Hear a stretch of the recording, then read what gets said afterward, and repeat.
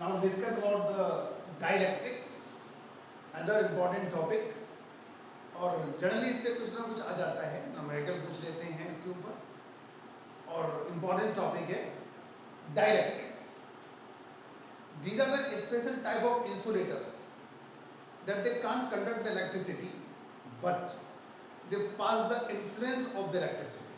They can't conduct the electricity. They are the special type of insulators that they can't conduct the electricity, but they pass the influence of the electricity. And dielectrics are of two types: non-polar dielectrics and polar dielectrics.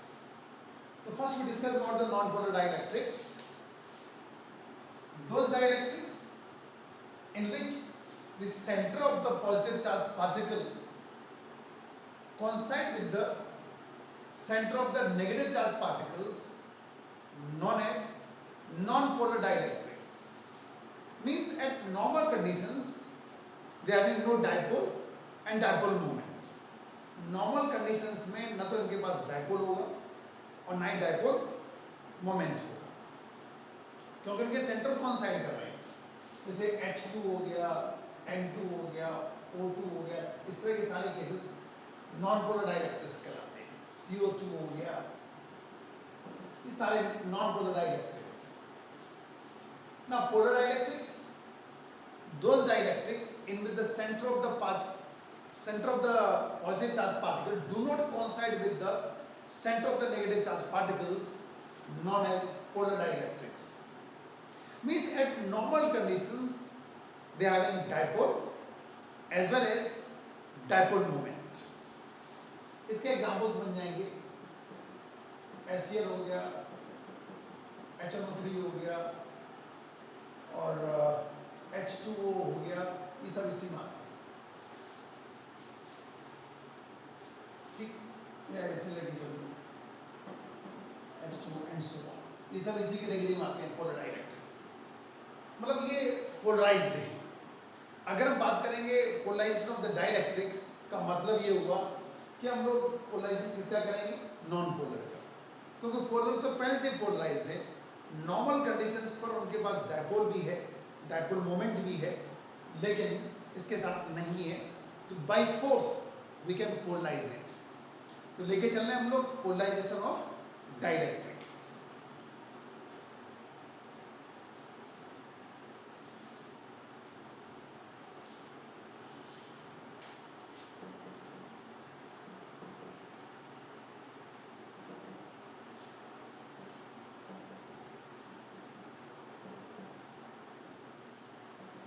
Polarization of dielectrics.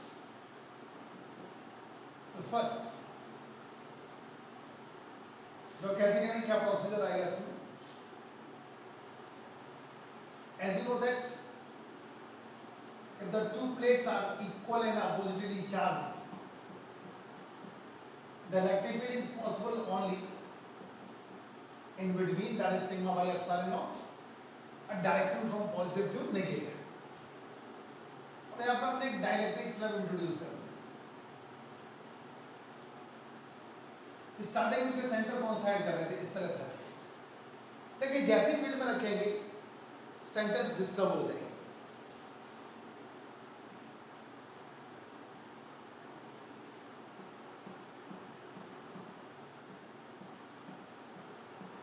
तो इस तरह हो जाएगा, एक और field develop हो जाएगा, induced electric field, उसकी डायरेक्शन अप्लाइड के अपोजिट हो। लेकिन ये कभी आपस में बराबर नहीं होंगे। बराबर सिर्फ किसमें होते हैं, कंडक्टर्स। यहाँ ये आपस में बराबर नहीं होंगे, कुछ वैल्यू बच जाएगी, यानी अप्लाइड बड़ी होगी इंड्यूस से, और जो बची हुई वैल्यू होती है उसे बोलते हैं reduced value of electric field. So E equals to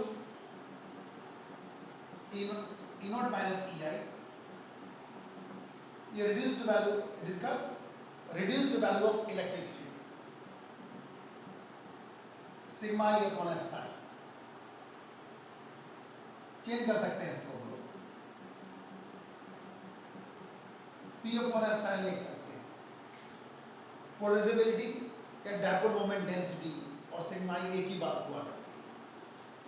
and dipole moment density directly proportional to reduced value of electric field equals to susceptibility epsilon into E। ये कांस्टेंट क्वांटिटी होती है, अभी डिस्कस करेंगे, ये वैल्यू यहाँ लगा दो,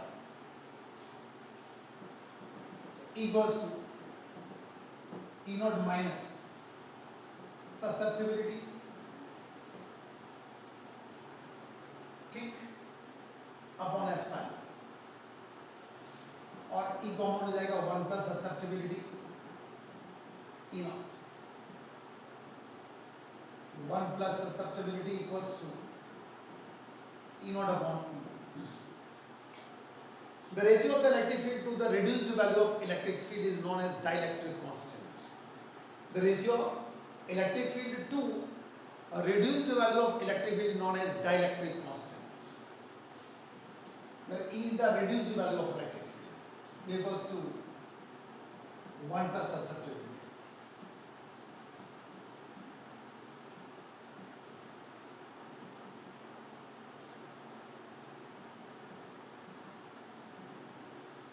electrical susceptibility कहलाती है, और ये मेजर करती है कि how quickly non polar dielectric polarised when placed inside the electric field, ये चीज मेजर किया करती है electrical susceptibility, how quickly non polar dielectric polarised when placed inside the field. ये रिलेशन 3 नंबर में आ चुका है, K = 1 प्लस ससेप्टिबिलिटी, 3 मार्क्स में आया वो क्वेश्चन है, क्लियर? दोबारा देखो, ये अप्लाइड है, ये इंड्यूस्ड फील्ड आ गया, दोनों कभी बराबर नहीं होंगे डायरेक्ट्रिक्स में, कुछ वैल्यू बच जाएगी जिसे बोलते हैं reduced value of electric field, और सिग्मा आई को हमने पोलराइजेबिलिटी या P से रिप्रेजेंट कर दिया, and the polarisability is directly proportional to the reduced value of electric field, और इक्वल करेंगे तो कांस्टेंट क्वांटिटीज आ गई, ये इलेक्ट्रिकल ससेप्टिबिलिटी कहलाती है, वैल्यू पुट कर दिया, अरेंज कर दिया।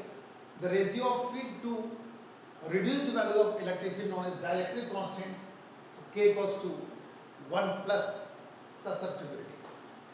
ये रिलेशन 3 मार्क्स में बोर्ड में आ चुका है। अब 2 टॉपिक और लेके चल रहे हैं हम लोग, वो भी 3 मार्क्स में आए हुए हैं, capacitance of the pile plate capacitor with dielectric slab and with conducting slab.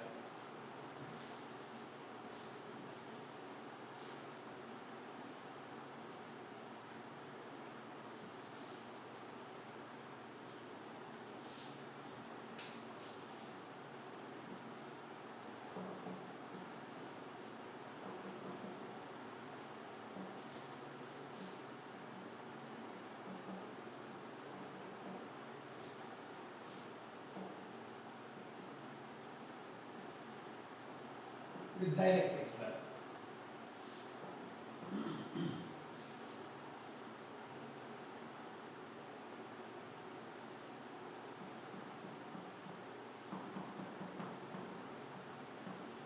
B is the separation distance and A is the area of cross section of each plate.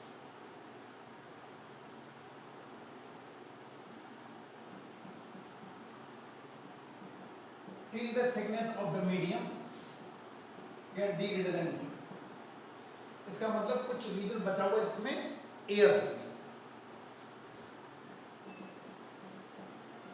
और आपको पता है कि the two plates having equal and opposite densities, the electric field is possible only between this sigma by epsilon naught। निकालना हमने capacitance है Q by V sigma A upon V, और equals to V by D होता है तो V हो जाएगा E into D, और इसको 2 रीजन में कन्वर्ट कर दो, एक तो हो जाएगा E not D minus T, एक हो जाएगा E into D मीडियम के लिए,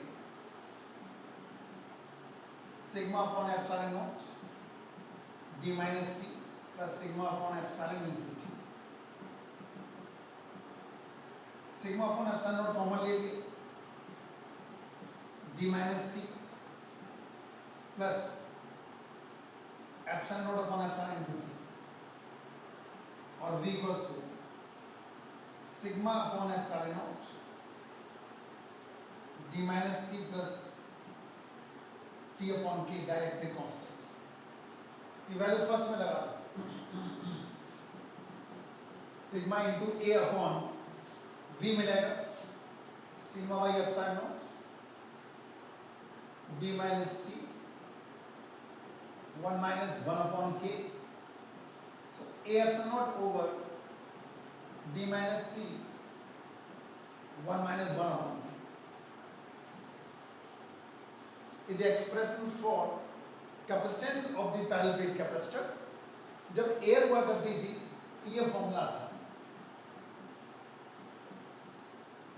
So it is clear capacitance will increase if we introduce dielectric slab.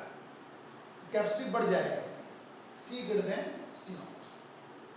और अब लेके चल रहे हैं कैपेसिटेंस ऑफ द, ये 3 मार्क्स का क्वेश्चन था, बोर्ड में आ चुका है. अब इसमें थोड़ा चेंज कर रहे हैं, डाइलेक्ट्रिक स्लैब की जगह हम लोग लेके चल रहे हैं कंडक्टिंग स्लैब.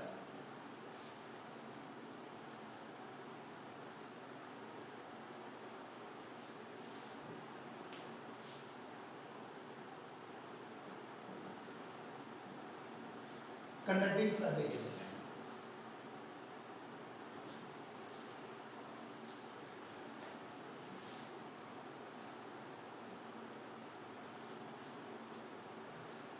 अब ये कंडक्टिंग स्लैब है, again D greater than T है, निकालना कैपेसिटेंस है Q upon V, Q sigma into A होता है. और आपको पता है कि जब भी कोई कंडक्टर इलेक्ट्रिक फील्ड के अंदर रखा जाता है, electric field inside the conductor equals to 0, यहाँ इलेक्ट्रिक फील्ड 0 होता है. तो जब V निकालेंगे तो E इंटू डी होता है, दो रीजन में कन्वर्ट कर दो इसको, और चूंकि E 0 हो गया है तो V आ गया. V की वैल्यू फर्स्ट में लगा C equals to sigma into A upon V sigma upon epsilon naught D minus T, A epsilon naught over D minus T. Again capacitance will increase.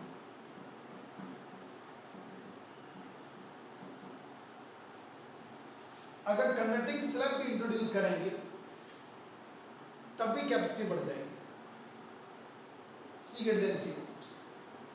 Okay, इनके ऊपर कुछ conceptual questions हैं, conceptual questions जानो कैसे उनको tackle करेंगे.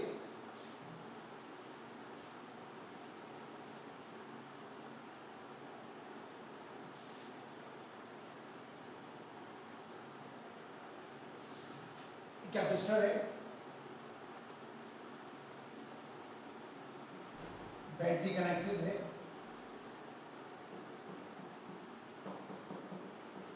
Completely filled with dielectric के, अब बैटरी कनेक्टेड है.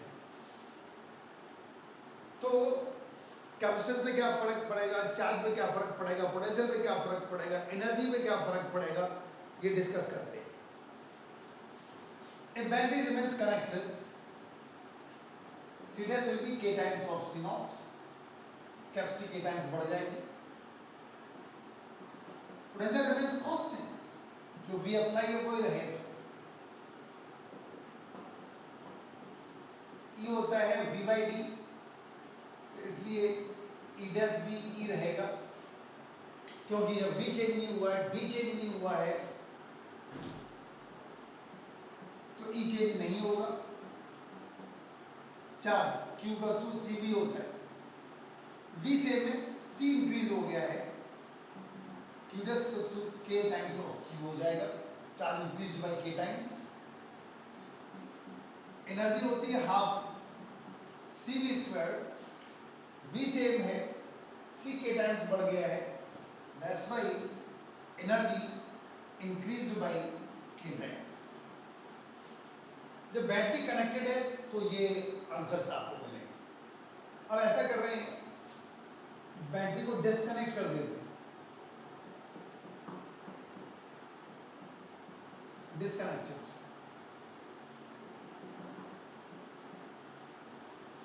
डाइलेक्ट्रिक्स पड़ी हुई है। तो क्या रिजल्ट मिलेगी देखते हैं। सी डैश अगेन के टाइम्स ऑफ सी, कैपेसिटी तो बढ़ेगी ही। ना potential reduced by K times, और अगर पोटेंशियल के टाइम्स रिड्यूस हो गया है तो इलेक्ट्रिक फील्ड भी रिड्यूस्ड बाय के टाइम्स। और के टाइम्स क्यों रिड्यूस हुआ? क्योंकि चार्ज सेम रहना होता है, कंजर्वेटिव प्रॉपर्टी है। आपको पता है कि Q इक्वल्स टू C भी होता है। C के टाइम्स बढ़ गया है, चार्ज सेम रखना है, potential reduced by K times. Fifth, energy half C V square. C K times increase हो गया है but potential reduced by K times, that's why energy reduced by K times. ये battery जब connected है तो ये रहेगी, और अगर बैटरी डिसकनेक्टेड है तो इस तरह रहेगी। कुछ एक न्यूमेरिकल और भी इनके ऊपर आए हुए हैं, वो भी देख लो।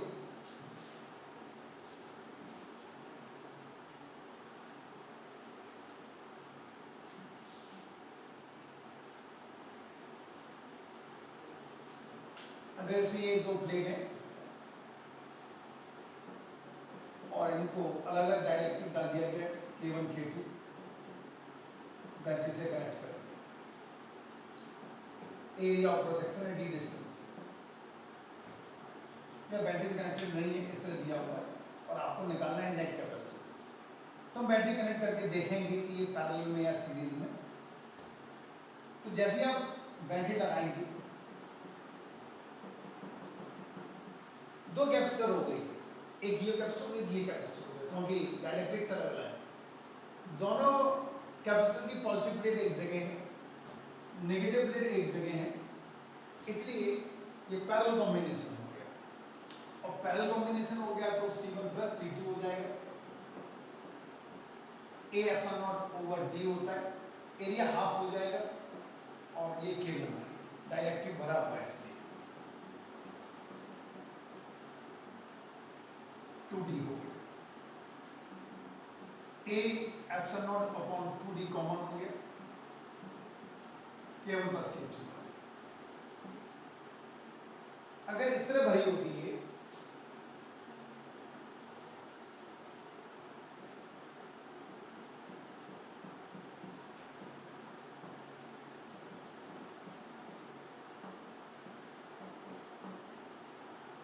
फिर हम लोग बैटरी कनेक्ट करके देखेंगे।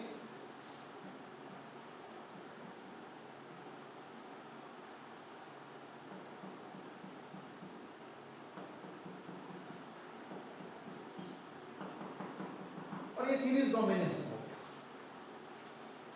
एक की नेगेटिव दूसरे के पॉजिटिव से and so on. Such type of combination is also known as series combination. तो 1/C equals to 1/C1 plus 1/C2 लगेगा। C1 यहाँ पर मिलेगा A epsilon not K1 upon D/2, C2 मिलेगा 2A एप्सिलॉन नॉट K2/2। ये value यहाँ लगा दो, D upon 2A epsilon naught common हो जाएगा, 1/K1 प्लस 1/K2 हो जाएगा,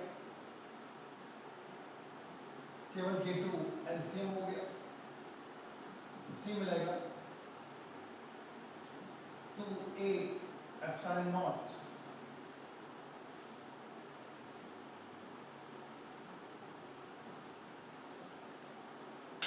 इधर कर दे रहे हैं इसको, तो 1/C मिल रहा है D upon 2A epsilon not K1 K2 plus K2, और यहाँ से C कर लेंगे। और एक देखो उसको, अगर इस तरह हो गया है